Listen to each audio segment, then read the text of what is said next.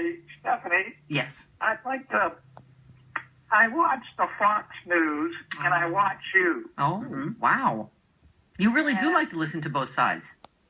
Well, that's the point. You see, I want the compare and contrast the two sides is very, very interesting. Okay. In what way? Well, take the Koch brothers. Nobody ever mentions that there's four of them. That they're what? There are four of them. Oh. There's four Koch brothers. Okay. Are the other two as politically active or no? No, they're not. Okay. That's probably why. They might be from the same sources. And one of them lives in Manhattan and is absolutely the nicest guy, gives away almost all his money, supports all kinds of nice things in Manhattan.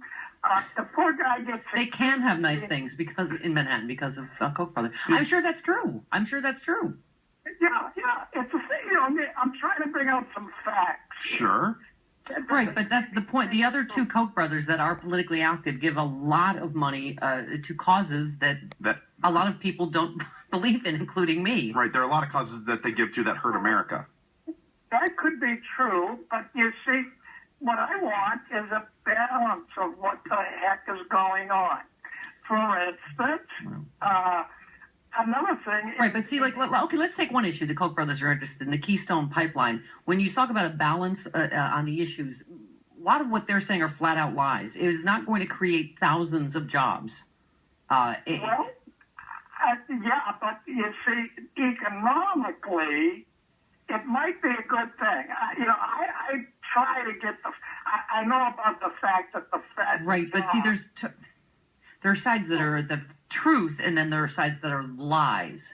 And to say that gas prices are going to go down and it's going to create thousands of jobs and not hurt the environment, those are all lies.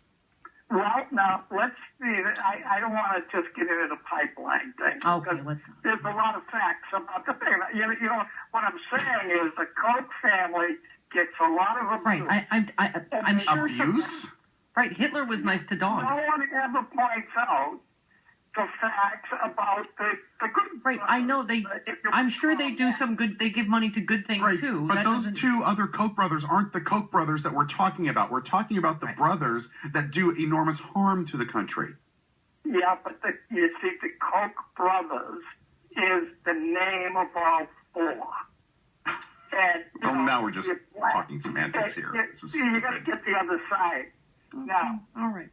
Well, thanks for calling. Let's go to the education thing. All right. No one ever mentions that the countries that reach the top for that test that's given all over the world, most of them are in the European countries and, in fact, the Nordic countries. What the hell is he talking about? Now, an interesting thing about those countries is that they supply private schools, religious schools. They'll pay for everything except the religious teacher. Check it out. Okay. In fact, in Norway, Sweden, Denmark, all those countries, they're democracies. They have a real good education system. Right. But they will pay, even Canada, in Ontario, will pay for private schools. They won't pay for the religious teacher, but they'll pay for the tuition of the others. Now, they get... They also tax their rich people a lot more than we do. Yeah, that's true. But the point is, if you want to have a good school system... Tax the rich. Give people a choice. You see? Oh, I see. Oh, you're talking about vouchers. Okay. Oh, yeah, we can't afford to do that because we don't tax our rich people as much as we should. Right.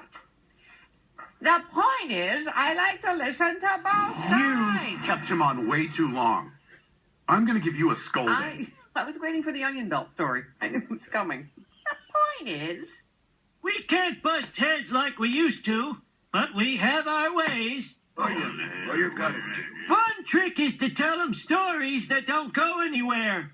Like the time I caught the ferry over to Shelbyville. I needed a new heel for my shoe. So, I decided to go to Morganville, which is what they call Shelbyville in those days. Shelbyville. So I tied an onion to my belt, which was the style at the time. Okay. Now, to take the ferry cost a nickel. And in those days, nickels had pictures of bumblebees on them. Give me 5 peas for a quarter, you'd say.